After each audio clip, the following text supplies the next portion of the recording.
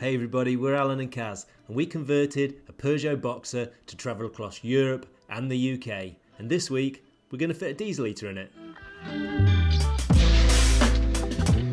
Hey everybody, welcome to this vlog. This week, we're fitting a diesel heater.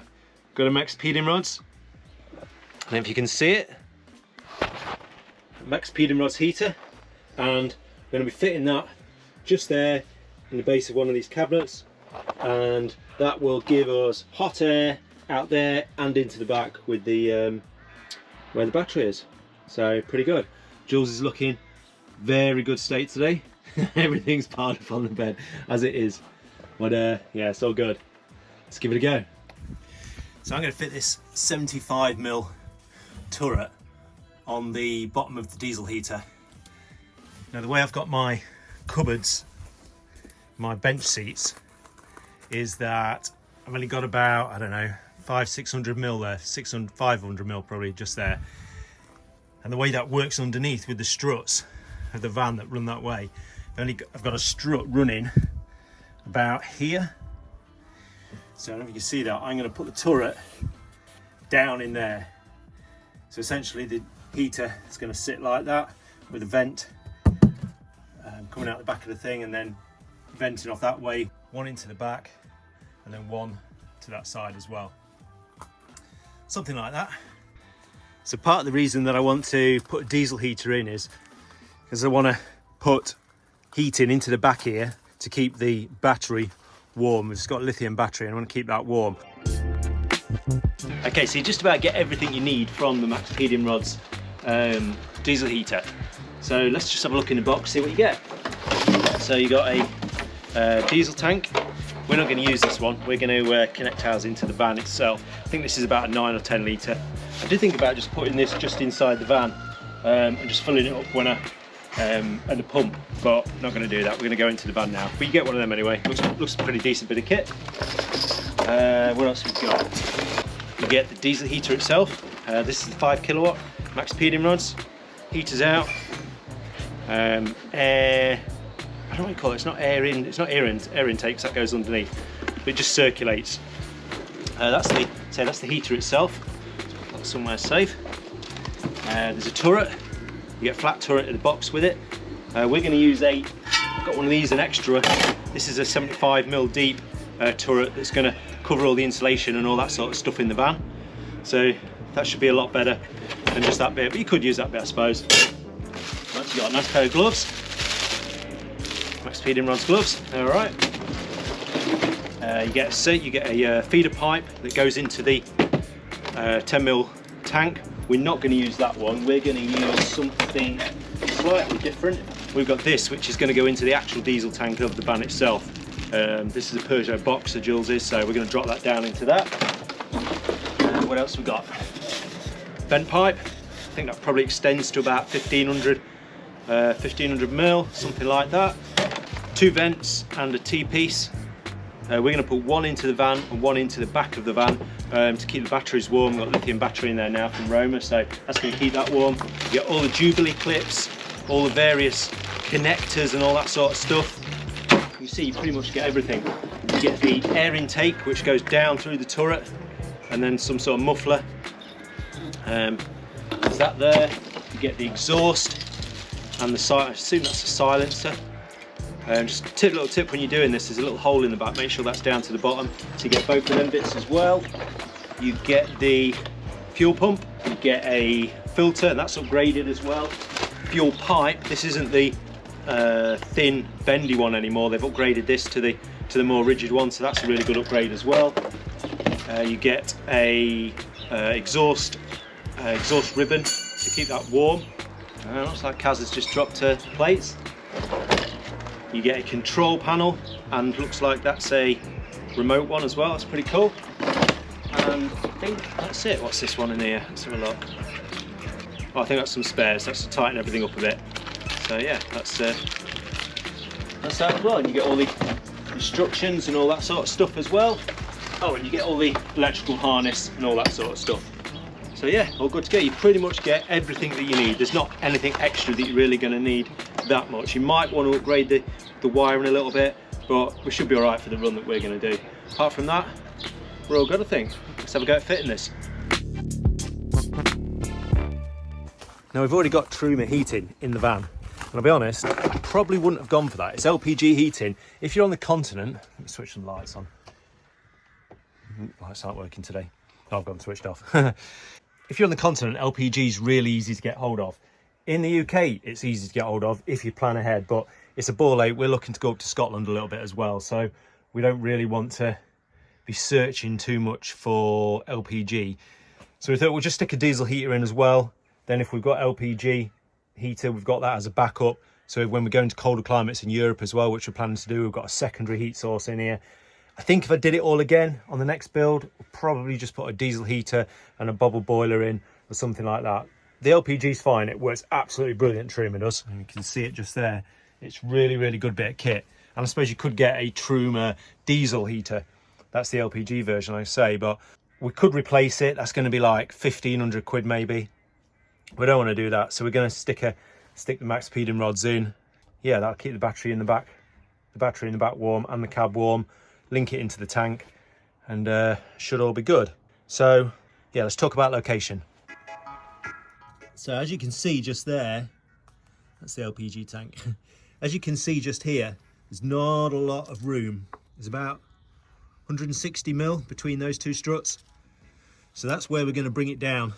Drop the turret down and then put the exhaust this way and the air intake the other way. That's something how it's going to work, but let's give it a go. So we're also going to take this double seat out so that we can get to the diesel sender unit underneath. There's the diesel sender unit. So we're going to take the double seat out, and that makes that a lot easier to get into, but we'll do that in a minute. Let's try and drill a hole.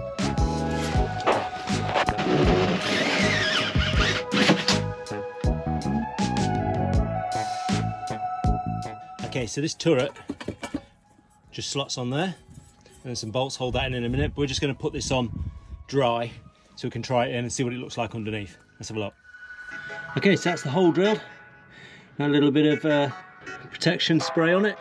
Should keep it all secure, and we're good to go. Seal the turret in, put all the bits on, job's a good one. Next bit.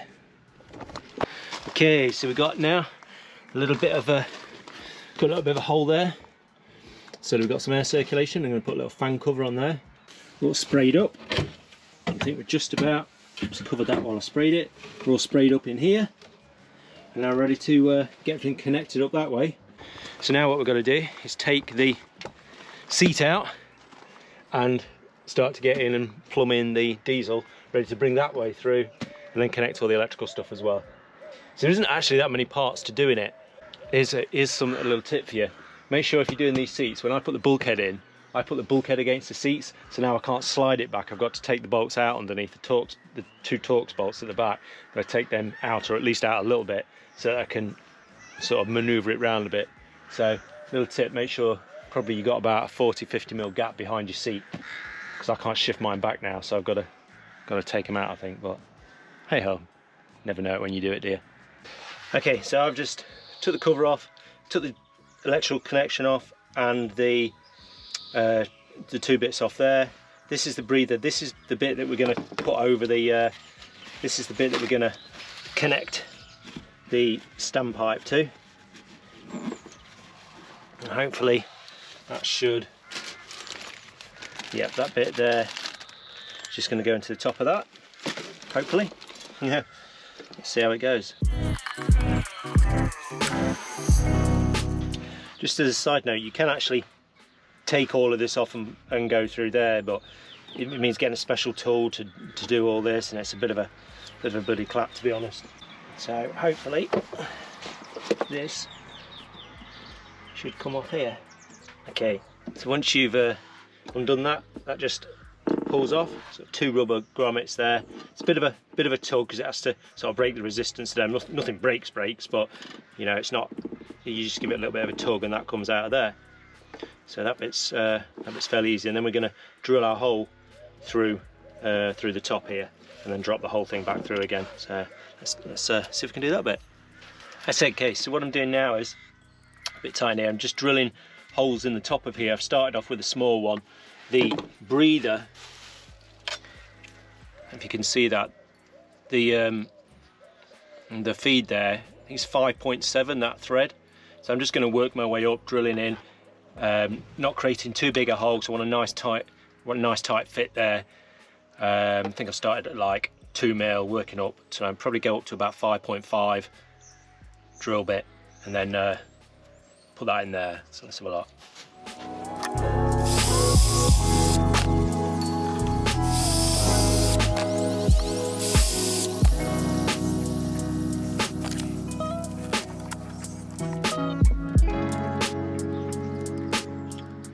Oh, that's nice.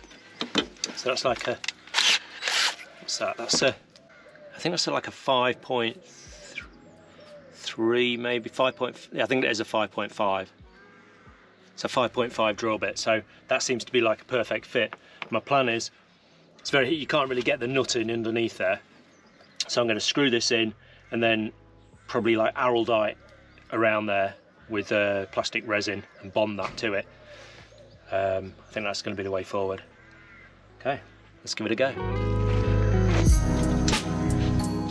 Okay, so I've measured the tank and dropped the feed into the tank, and from the tank to the top of the white cover there, from the bottom of the tank to the top of the white cover there is 35 centimetres. So obviously this is like 50 centimetres long. So the white cover to the bottom is 35. You then got a 30 mil shoulder, which is on the top of the breather, on top of the bend there, and so you've got 38 centimetres. Now, I've seen a lot of stuff online and people are doing like 30-40 mil from the bottom of the tank. To me, that doesn't seem like enough left in the tank, because obviously this is going to keep running and running and running, this diesel heater, until there's no diesel to, in theory, there's no diesel left. So to me, if you've got a 350 mil depth tank and you're running it to within 40 mil of the bottom of the tank, you've virtually got no diesel left at all. So I'm thinking maybe like a quarter. I'm going to leave about a quarter of the tank, because you could be out in the middle of nowhere. If you were out, say, Morocco or somewhere like that, I don't think you want to be like 30 mil left in the tank. So I'm going to leave about 25% left in the tank. So yeah, I'm going to take off about 9 centimetres off the bottom, and that should leave plenty of diesel, at least to do something. If you know that's run out, then that's pretty good. I think 70 litre tank, so 3/4 of the tank. Quick maths, you're leaving like 20 litres in the tank. That should be plenty. So yeah, that's all good. Okay, so now we're going to connect the plastic pipe that goes all the way underneath to the pump and everything. I'm going to connect that onto this metal pipe that we just cut. I think I've read somewhere that you're supposed to have, inside this black sheath, you're supposed to have the 2 bits of pipe touching each other, so you haven't got sort of a void in between, because you can get a pressure build-up or something. I don't know if that's true, but I've read it, so we're going to try and avoid that by trying to get them to push together. So let's connect them up. Okay, that's all connected up. So now we're going to put that into the breather there, screw it in, drop it down into the tank, connect everything back up, and then we'll mix some resin and put that over there as well.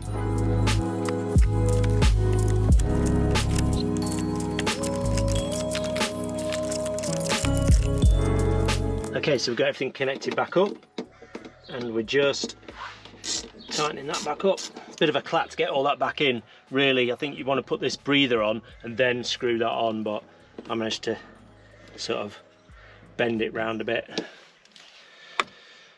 And that looks like it's done. I've got to try and thread this down behind and see what we can do with that. So I think it should just drop down behind the tank somehow. So what we've done is I've threaded that through the side of there, and what you can see is underneath it comes out there down the side of the diesel tank.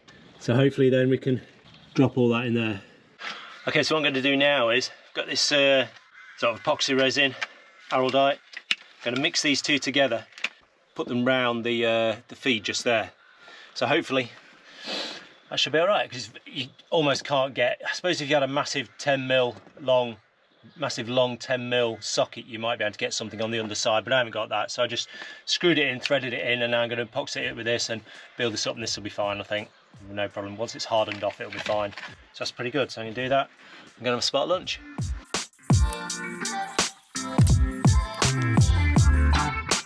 That was a bit of the job I was dreading the most, but actually that's not too bad. It went pretty well, so hopefully all good. Okay, so we're underneath. So this is the turret dropping down. The cable is the feed for the fuel pump, and diesel pipe comes through the filter from the diesel pipe. The diesel pipe comes from the diesel tank, comes along the chassis. The filter's upside down at the minute. And then this is at 45 degrees, the fuel pump, and then goes through to the turret. And that's pretty much how it works. But it's just really tight working under here. So let's try and get this connected. So once we've got all the fuel filter and everything sort of positioned, then you can get the turret on.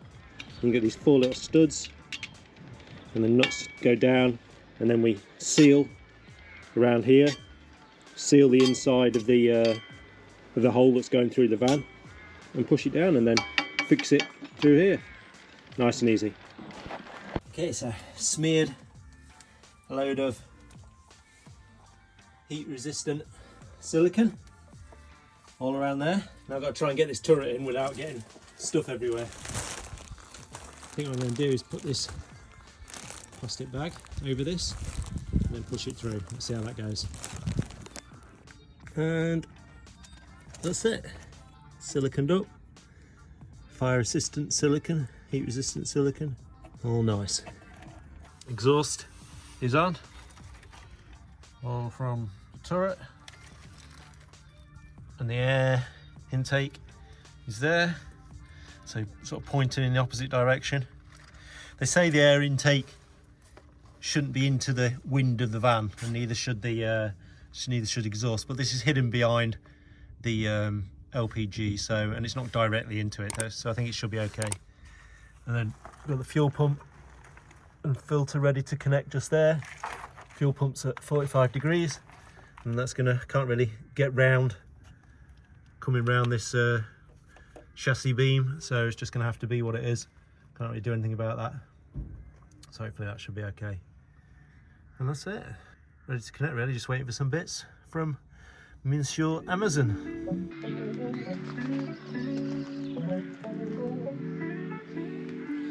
Hey Luna, are you helping?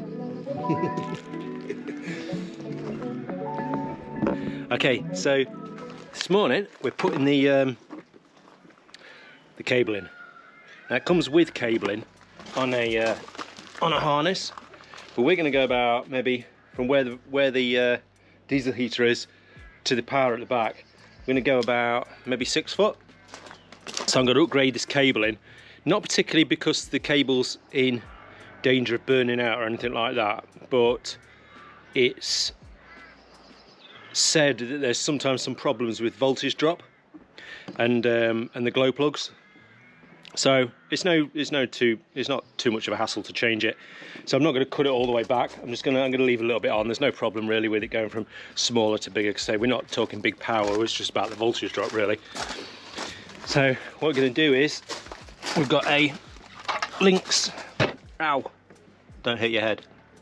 We've got a Lynx powering on the van, and what I'm going to do is connect it to the bus bar. You see directly to the battery, but it's the same thing. I'm going to put it to the bus bar and yeah, trail it through to the diesel heater. You can see there we've still got, you could go to the fuses I suppose, but there's potential for the power to stop, which is really dangerous for the heater to not have power for some reason. So yeah, we're going to connect it to the Lynx powering.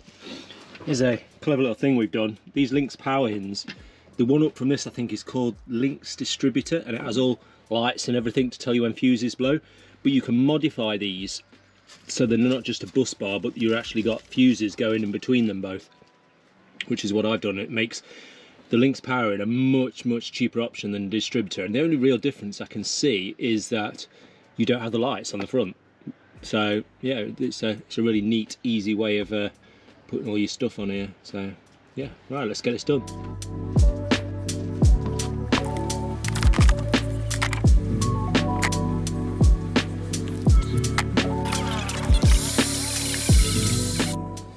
Okay, so put the pipes on, connected everything up, and first of all you've got to put it in manual mode. So you long press the up and the down arrow, and that quickly fills the fuel line. And if you can hear, it's on. Everything seems to be working all right. Clicking under there, that's the fuel line, that's the fuel pump, just pumping stuff through, trying to pull the diesel through, and hopefully in a minute that should start to pump through. It's just starting to fill up nicely. Okay, everything seems to be working all right. LCD set, I think P is power levels, 5 being the top, 1 being the bottom. So number 4. So everything seems all right. Blowing cold at the minute, but give it a few minutes and it should kick in. It's exciting stuff. So now we've got some heat. So originally a minute ago we had an E10. I think it was just because there was a little bit of air in the pipe before as it was getting going. So I just reset that and got some hot air. It's pretty good. Impressive. Let's have a look in the back. Yay, got some in the back as well. So the idea of this is that it's going to heat this back chamber as well, so that it keeps the Roma battery nice and warm. And that's it with the Boxer in. So the diesel heater's under here, vented at that side, and the pipes come through here, one coming out there and one into the back to keep the battery compartment warm. Can't go wrong really. And then up here we've got the if you can see that, can't see it, it's not coming on, it's too light in here. But we've got the control unit, we can control the fan speed and the power speed, and that just runs up behind this wall and out just there. So super easy that is to control. Plus you get a controller key and the app. I saw a lot of stuff online saying that the app didn't work particularly well. None of that trouble at all. Literally just downloaded the app, clicked on first time, whatever language you want, all the easy controls. Super easy the app was to connect. I'm using the iPhone 14 Pro, so I don't know if that makes a difference if you're using an older operating system, but yeah, absolutely brilliant. Just download the app and off you go. And then, like I say, you've got this little clicker and it's all good to go. So it's super easy really. If you need any questions, ask away.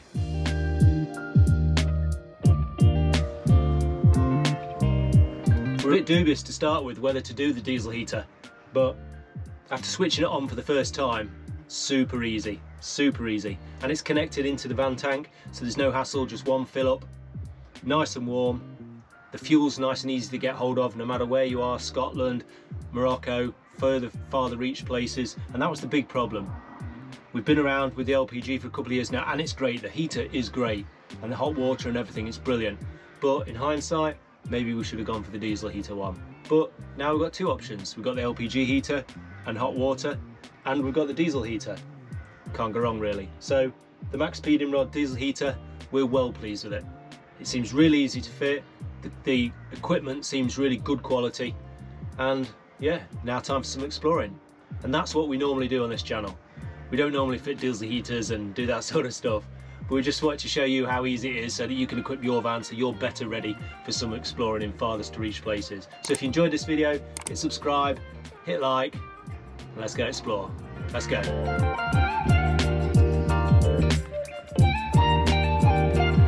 Hey Luna, are you helping?